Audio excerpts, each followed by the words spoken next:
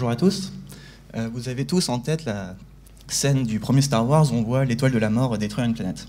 Bon, je vous rassure tout de suite, c'est pas ce que j'essaye de faire, mais pas loin.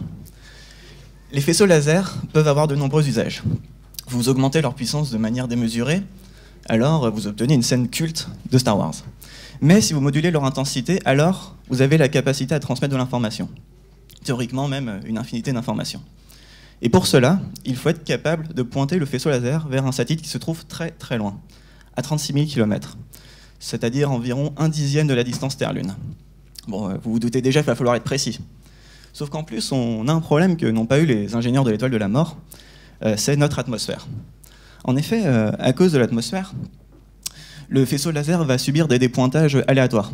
C'est un peu comme si je pointais, par exemple, le petit bonhomme de la sortie de secours, et vous voyez qu'à cause des vibrations de ma main, le faisceau danse autour du point que je vise. L'atmosphère aura exactement le même impact sur notre faisceau.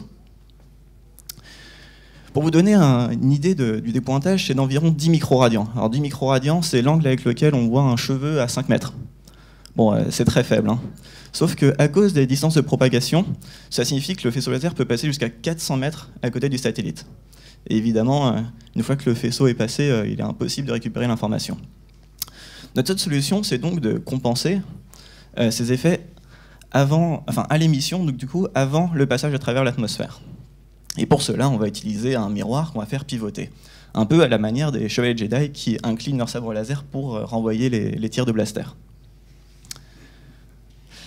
Et donc, reste à savoir quel angle on va donner à notre miroir. Et comme donc, les dépointages sont aléatoires, on va devoir effectuer une mesure.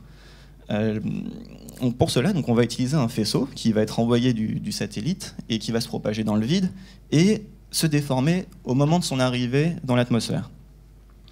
Et donc, c'est cette déformation que nous allons mesurer pour connaître l'angle à appliquer à notre miroir.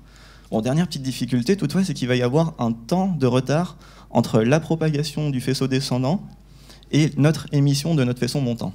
Ça signifie que les deux faisceaux ne vont pas traverser exactement la même portion d'atmosphère. C'est un peu comme si notre chevalier Jedi approchait son sabre avec un tout petit peu de retard, et du coup ne renvoyait pas le tir de blaster exactement là où il le souhaitait.